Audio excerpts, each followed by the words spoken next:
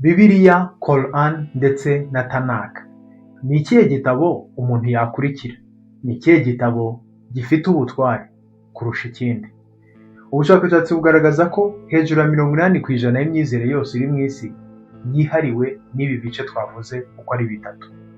Bibiliya, igitabo gikoreshwa n'Abakristo, Tanakh, igitabo gikoreshwa n'idini ya Kiyahudi, ndetse na Quran, igitabo gikoreshwa na Islam. Ikibazo turi kwibaza uyu munsi ni hehe umuntu yashakira ukuri? Ese ni muri Bibiliya cyangwa ni muri Tanakh cyangwa se nanone ni muri Quran? Uyu munsi tugiye kubirebera hamwe twifashishije ibimenyetso n'ubusanzwe bishingirwaho mu kugira ngo igitabo cyemerwe ko ari icy'ukuri cyangwa se atari icy'ukuri. Muri izo ngingo turi buze gushingiraho, iya mbere ni ukureba ese hari abandi banditsi banditse kuri ibyo bintu biri muri icyo gitabo.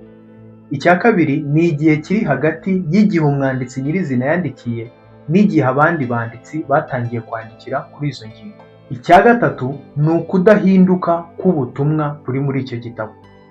Icya kane ni ibizibiti ndetse n'ibisigaratongo biri hanze y'icyo gitabo. Icya gatanu ni abahamya bahamya ko koko ibyo wanditse ari iby'ukuri. Izo nizo ngingo eshanu zishingirwaho mu isi y'abanditsi kugira ngo baprove cyangwa se bemeze ko igitabo koko cyizewe.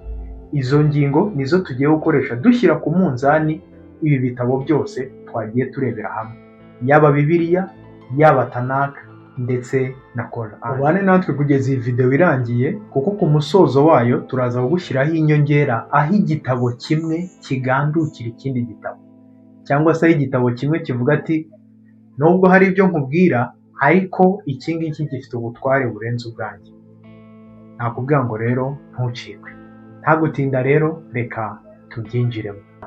Ingingo ya mbere iravuga ngo ese hari izindi nyandiko zanditswe n'abandi bantu hanze y'ibyo bitabo byemeza ko ibintu biri muri icyo gitabo byaba byizewe? Iyo tugeze kuri iyi ngingo dusanga Bibiliya ari cyo gitabo cya mbere mu mateka y'isi cyanditsweho inyandiko nyinshi. Nushaka nawe uze kuza kujya kuri Google usacinge murebe.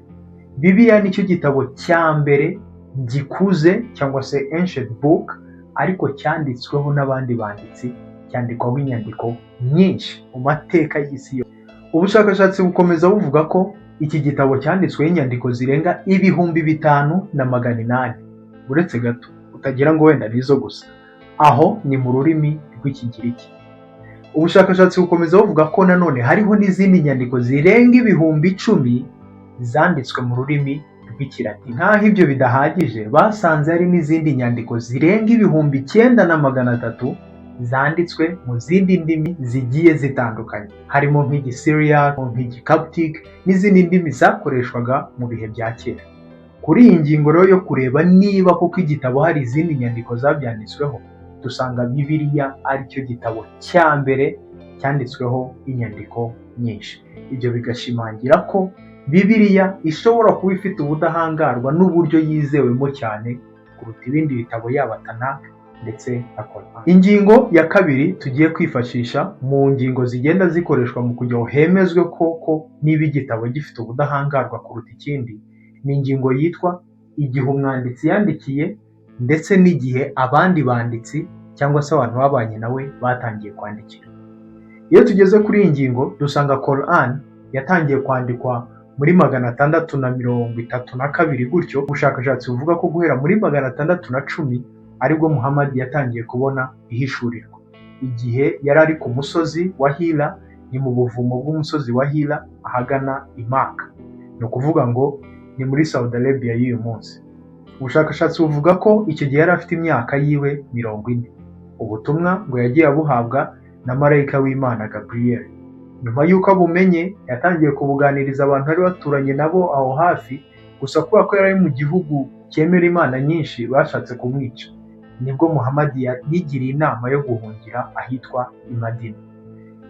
Ni inkuru ndende uburyo yaje gukusanya abayoboke be bakagaruka bagakora intambara zigiye zitandukanye no mu mateka zigiye zirimo. Iyo ni inkuru ndende, ariko icyo nashaka kuvuga, nyuma y'uko Muhammad yanditse zimwe mu nyandiko ziri muri Quran, yagiye azandika ariko ntabwo arizo zahise zishyirwa muri Quran, ahubwo hagiye habaho ikindi cyitwa Uthman Restoration cyangwa se Standardization. Ni ugufata za nyandiko za Muhammad yagiye yandika bakazishyira noneho kuri standard ku buryo zajya mu icapiro bakazicapamo Quran.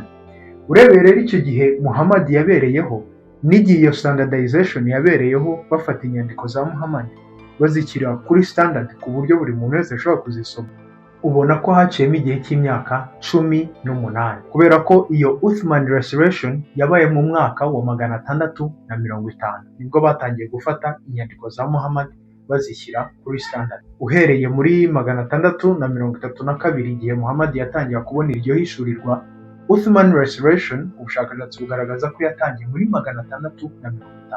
Urumva ko haciyemo imyaka 18 yonyine batangira kwandika kuri izo nyandiko. Iki ni ikintu rero cy'ingenzi cyane, kubera ko impamvu uyu mwanya uri hagati y'umwanditsi n'abandi bamwanditseho biba ari ingenzi, ni ukugira barebe ese koko uyu muntu ugiye kwandika ibyo undi muntu yanditse hari amakuru amufiteho, ese ntabwo ari kwa kuntu umuntu azura kaboze akazana inkuru zitanabayeho atanafiteho amakuru ataranahari, neza bakavuga ati iyi ni ingingo ikomeye ikwiye gushingirwaho. Hanyuma rero iyo tugeze kuri Bibiliya, ahangaha nanone tubona ko Bibiliya irusha ibindi bitabo byose. Ni ukuvuga ngo iyo tuvuze Bibiliya tuba dushyizemo na yata, kubera ko twabibonye kenshi ko Bibiliya isezerano rya kera ari byo bitabo neza biri muri Tanakh, igitabo gikoreshwa n'idini y'Abayahudi. Ni ukuvuga ngo rero nituvuga Bibiliya ujye wumva ko turi gushyiramo na Tanakh. Rero iyo tukoze ubushakashatsi cyangwa se igereranya hagati ya Bibiliya ndetse na Quran, dusanga igitabo cyitwa Bibiliya gifite ubudahangarwa kuruta nanone Quran, kubera ko ubushakashatsi bugaragaza ko Yesu Kristo yabayeho, yavutse muri rimwe, kuko batangiye kubara nyine bahereye igihe Yesu Kristo yavukiye. Yesu Kristo yaje gupfa muri 33, ariko akimara gupfa muri 33, hafi aho ngaho neza cyane muri 50 dutangira kubona inzandiko z'intumwa nyinshi zigiye zitandukanye. Bivuga ko urwandiko rwa mbere rwanditswe ari urwandiko rwanditswe na Pawulo. Hari abavuga ati ni urw'Abagalatiya, hari n'abavuga ati ni urw'Abatesalonike ba mbere. Ntabwo ari bamenya neza ni uruhe rwabanje, ariko neza mu mwaka wa 50 ubona ko ari bw'intumwa zatangiye kwandika. Ni ukuvuga ngo ni imyaka 10 yonyine, 17 yonyine yaciyemo intumwa nazo zitangira kwandika. Ndetse nk'aho ibyo bidahagije, bavuga ko nuko ari bw'izo nyandiko zagaragaye, ariko ubundi ngo intumwa zatangiye kwandika kera cyane. Dufashe urugero nka Luka uko intumwa zagendaga yabaga ari kumwe nazo yandika. Iyo dusomye nk'urwandiko rwa Matayo, tubona ko Matayo yabaga ahari, Yesu Kristo ahari, Matayo yandika ibintu biri kumwe. Rero tugenda tubona ko nubwo bavuga ko zagaragaye muri 650, ariko zanditswe mbere yaho. Bivuze ngo zirizewe cyane kuko abantu bazanditse bari muri icyo gihe. Ntabwo ari ukuvuga n'undi muntu wazibanditse, oya, bari bahari muri icyo gihe. Bivuze ngo nanone turongera tukabona ko kuri iyi ngingo yo kurebera ese umwanditsi n'abagiye bacapa inyandiko ze harimo ikihe gihe, tubona ko Bibiliya nanone irizewe cyane kuruta ibindi bitabo, kuruta na za Quran. Ingingo ya 3 ni ikintu cyitwa ubutumwa budahinduka buri mu gitabo. Iki nacyo ni ikintu cy'ingenzi cyane. Nagiye nkubaze iki kibazo gitoya. Ese hariho nk'umuntu umwe akazakubwira inkuru, sibyo? Ari umwe akavuga ati ngiye buriye uko ubona gutya byagenze gutya na gutya. Ntabwo akubeshye, tuvuge ko wenda kubwiza ukuri, yego? Hanyuma hakaza undi muntu akakubwira inkuru, hakaza n'undi akagusubiramo iyo nkuru, hakaza n'undi akagusubiramo iyo nkuru, bakaba nk'abantu barenga 10 bagusubiriyemo inkuru imwe. Ese urujya kwizera inkuru, wakizera inkuru y'umwe wayikubwiye bikarangira, cyangwa wakizera ya wa wundi wayikubwiye n'abandi bakayigusubirira? Bisa nkaho nibaraguje, ariko ibyo ngibyo ntibitandukanye na gato n'ibyo tubona hagati ya Quran ndetse na Bibiliya. Kubera ko Quran yanditswe n'umuntu umwe, birarangira ayandika mu Cyarabu. Ariko iyo tugeze kuri Bibiliya, tubona ko Bibiliya yanditswe n'abanditsi barenga 30. basubiramo mesaje imwe kuva mu itangiriro kugera mu byahishuwe. Ubona ko ni mesaje imwe ya Mesiya uzaza kugeza igihe aziye agakora umurimo wamuzanye, bakavuga n'uburyo azazuka n'uko bizaba bimeze. Ni mesaje imwe. Kubona rero umwanditsi umwe aja kuzuzanya n'undi, ntibaziranye, ntibahuye, undi akaza akamwuzuza, ese wowe ujya kwizera, wakizera ikihe gitabo? Ese wakizera Quran yanditswe n'umuntu umwe, Muhammad, Imana imuha amahoro n'imigisha, cyangwa wakizera igitabo cya Bibiliya cyanditswe n'abantu benshi, ba Mose, benshi cyane, ariko bose bagahuriza ku mugambi umwe cyangwa se kuri mesaje imwe? Urujya kwizera, wakizera ikihe gitabo? Iyi ni ingingo ya gatatu, kudahinduka k'ubutumwa. Tubona ko Muhammad yanditse inkuru, yego, ariko ari umwe, ariko tugeze kuri Bibiliya tubona noneho ni mesaje imwe idahinduka ariko mu bantu benshi. Aho bihita bigaragaza ko Bibiliya ifite ubudahangarwa kuruta n'iyo Quran. Ingingo ya kane ni ikintu cyitwa ibizibiti ndetse n'ibisigaratongo inyuma y'ibyo bitabo.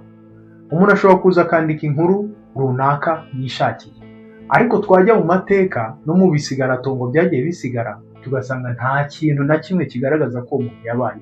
Urugero, nk'iyo turebye nko mu mateka y'u Rwanda, tugasanga wenda habayeho umwami Musinga, dufite inzu ndangamurage ushobora kujyamo ukabona nk'amagufa ya Musinga cyangwa se ibindi bikoresho bya kera muri ibyo bihe by'abami.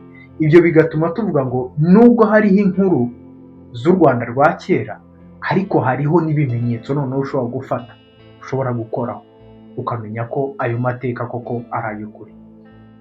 Ibyo rero ni nako bimeze no mu bitabo. Iyo dushaka kureba ko igitabo koko cyabayeho, bikenera ko tubona n'ibisigaratongo. Iyo tugeze rero kuri iyi ngingo, dusanga no kuri Quran naho hariho inyandiko zagiye zandikwa kuri Quran ndetse n'ibisigaratongo, no mu mateka ubwaho tukajyamo tukabona ko hari ibintu bigiye biri muri Quran ariko koko byanabayeho. Ndetse hariho n'intambara Muhammad yagiye arwana, nk'izitwa za Byzantine Sasanian Conflict. Ni intambara Muhammad yagiye arwana, ndetse n'ibindi bintu byagiye bibaho bifite aho bihuriye na Quran, ariko ujya mu mateka koko ukabibona ko ibyo bintu byabayeho. Ariko ahantu Bibiliya ibera igitabo kidasanzwe kitanagereranywa n'ibyo bitabo byose, dusanga ko Bibiliya nicyo gitabo cya mbere mu mateka y'isi gifite ibisigaratongo byinshi. Ibaze, ni igitabo cyatangiye kubaho imyaka 1200 mbere y'ivuka rya Yesu Kristo. Utarateranyaho wenda ngo uhere kubara muri 0 ugere mu 2000 bara noneho mbere muri 0 ubare usubira inyuma. Urumva ko ni igitabo gikuze, ariko na bugingo n'ubu haracyariho ibizibiti n'ibisigaratongo byacyo. Dufate nk'urugero, mu kinyejana cya 9 havumbuye ikintu cyitwa The Tale Done Still. Byaje kuvumburwa ko iyo ishobora kuba yari inzu y'umwami Dawidi tubona muri Bibiliya Isezerano rya Kera.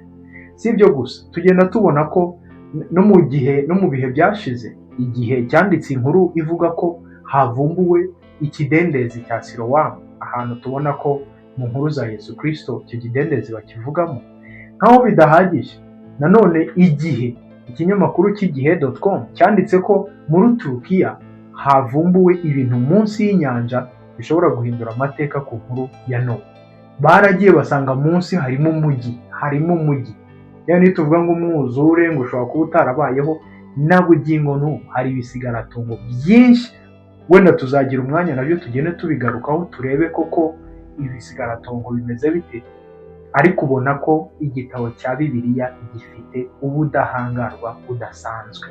Genda bugaragaza ko ibintu byanditswe muri cyo birizewe kuruta bavuga ngo ni ibintu ngo byo kwizera gusa ngo bidafatika. Tubona ko ni ibintu bifatika ndetse byabayeho. Tukagira n'ingingo ya 5, ikintu cyitwa abahamya bari bahari ibyo bintu bibaho. Iyo tugeze kuri Quran, ibihamya bihari ntabwo ari byinshi cyane. Mu mateka tugenda tubona ko hari intambara Muhammad yagiye arwana igihe yavaga i Maka agahungira i Madina. Mu kugaruka ava i Madina asubira i Maka hari intambara nyinshi yagiye arwana. Ibyo mu mateka zigiye zirimo. Ariko iyo tugeze kuri Bibiliya tubonamo abagabo noneho bari bahari igihe iyo Bibiliya yandikaga. Tubona abagabo bari bahari, ibyo twakise ko ari inkuru ziri muri Bibiliya, hari abari bahari noneho bakubwira ati no wait, ntabwo izo ari inkuru bro, ntabwo izo ari inkuru, twebwe twari duhari. Uwo nguwo ushobora kuvuga ngo Yesu Kristo ngo ni scam ngo ntabwo, bakaza bavuga ati brother twari duhari. Dufate urugero, dufite Matayo, Mariko, Luka na Yohana. Matayo, Mariko, Luka na Yohana ni abagabo bari bahari mu gihe Yesu Kristo yari ahari, ndetse dufite n'abanditsi bari bariho muri icyo gihe nk'uko twagiye tubivuga kare. Hariho nk'aba Josephus bari bahari, ari abanditsi bo mu bwami bw'Abagiriki, abandi ari abanditsi bo mu bwami bw'Abaromani. Bagiye bandika, hari nk'inzandiko tuzajya tubibona mu zindi video, hari nk'inzandiko bagiye bandika, ubwami bumwe bwandikira ubundi bwami bakavuga ati se abayoboke ba Yesu Kristo baraturembeje, bari kwiyongera ku buryo budasanzwe, dukora iki? Ari abami gusa bari kuganira, bari koherezanya inzandiko, atari kuvuga ngo bari kuvuga ibya Yesu Kristo. Huya ibyo bigashimangira ko icyo gihe koko Yesu Kristo yabayeho. Ibintu biri muri Bibiliya birize. Abantu bitwa nka ba Tacitus ni ibintu bagiye bandika kandi ari abanyamateka. Abantu bitwa ba Pliny the Young ni abanyamateka bagiye babyandika. Ariko by'umwihariko tubona ko no muri Bibiliya dufitemo abantu bitwa Matayo, Mariko, Luka na Yohana, bari intumwa zari zihari. Tutibagiwe kandi na ba Yakobo, yari umuvandimwe wa Yesu Kristo, nawe hari ibyo yagiye yandika. Bivuze ngo ni abantu koko bari bahari. Ndetse nk'aho ibyo bidahagije, mu gihe Yesu Kristo yazukaga hari abantu bashobora kuvuga ngo ibyo bintu ntabwo byabayeho, ariko tubona mu mateka koko hari abantu 500 bari bahari igihe Yesu Kristo yazukaga. Atari ukuvuga ngo intumwa ya abantu 500 bisanzwe rwose bari bahari bamubona yazutse. Urumva ko Bibiliya ni igitabo kidasanzwe, gifite ibimenyetso n'ibizibiti bihagije byatuma wagakwiye kuba ukizera ndetse ukakirutisha ibindi bitabo byose. Niba koko mu mugambi wacu wo kumenya ukuri aricyo tugamije, iki gitabo biragaragara ko aricyo gitabo wakizera, washakira mu kuri. Nk'uko twari twabibasezeranyije, niba ibi bimenyetso tukubwiye haruguru dushingiraho mu banditsi n'abasomyi, dushingiraho tureba koko niba igitabo cyizewe cyangwa kitubwira amakuru ya nyayo, niba izo ngingo zitaguhagije ufitiye bonus. Twakubwire ko hari ahantu turi buze kugera aho tubona igitabo kimwe kigandukira ikindi gitabo, cyangwa se igitabo kimwe kikubwira ati nubwo nawe mvuga ukuri ariko hari ikindi gitabo kindusha ubutware. Ese wabyumva gute nkubwiye ko muri Quran harimo aho Quran ibwayo ikubwira ko idahagije, aho Quran ikubwira ko yo ubwayo itakugeza ku mwuzuro wo kubaho cyangwa se utakugeza ku kuri kuzuye, ahubwo Quran ubwayo ikakurangira ikindi gitabo kari cyo washakiramo ukuri. Biroroshye ko wakumva ko bivuze kugira ngo nkwemeze ko wenda hari ikindi gitabo kirusha ubutware Quran, cyangwa se ndi kukwemeza ibintu runaka. Ariko nta gutinda, reka dusome aho Quran ubwayo byishimangirira ibyo nkubwiye. Uze gufata Quran usome muri sura ya Yunus. Ku bantu batazi aya cyangwa se sura, twabivuzeho muri video zabanje. Ni ukuvuga muri Quran iyo tugiye kuvuga igice cyangwa se chapter, nk'uko tuvuga ngo muri Matayo igice cya mbere, iyo tugeze muri Quran igice cyitwa sura. Hanyuma nk'uko tuvuga muri Bibiliya ngo Matayo igice cya mbere umurongo wa kanaka, iyo tugeze muri Quran umurongo witwa aya. Hanyuma rero muri Quran kugira ubone ko ibyo nakubwiraga byari ukuri, reka turebe muri Quran sura ya Yunus, ni ukuvuga ngo ni sura ya 10 aya ya 94. Reka tuhisomere. Haranditse hati, so if you are in doubt about that which we have revealed to you, igihe uzaba uri gushidikanya ku byo twaguhishuriye, then as those who have been reading the scriptures before you, uzagende utege amatwi cyangwa se usome ibyanditswe n'abakubanjirije from the road. Abo bakubanjirize babyanditse bahishuriwe n'Imana. So you never be among the doubters. Bityo bizakurinde kuba bamwe mu bashidikanyamana. Ni ukuvuga ngo ahangaha tubona ko Imana yari kubwira Muhammad, Imana imuha amahoro n'imigisha, iramubwira ati nubona ugeze aho utangiye gushidikanya, uzegera abanditse bahishuriwe n'Imana mbere yazo. Bivuze mu yandi magambo, Muhammad yari ari kubwirwa kujya gusoma inzandiko z'ubutumwa bwiza, cyangwa se inzandiko intumwa zanditse mbere ye. Kuko intumwa zanditse guhera muri 50, Muhammad we abaho nyuma yabo muri za 600. Urumva ko Imana iri kumubwira ngo ugende usome abandi bahishuriwe n'Imana mbere yawe. Yari kumubwira kujya gusoma ibyo intumwa zanditse. Ushobora kumva wenda ari ibintu ndi guterateranya cyangwa se ndi guhuzahuza. Oya, reka nkongerereho ibindi byanditswe tubona n'ubundi muri Quran.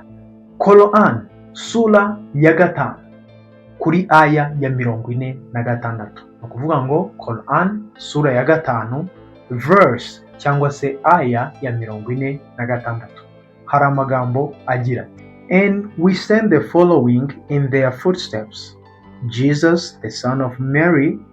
Hano baravuga ngo twohereje abandi bantu harimo Yesu Kristo mwene Mariya, confirming what was before him of Torah.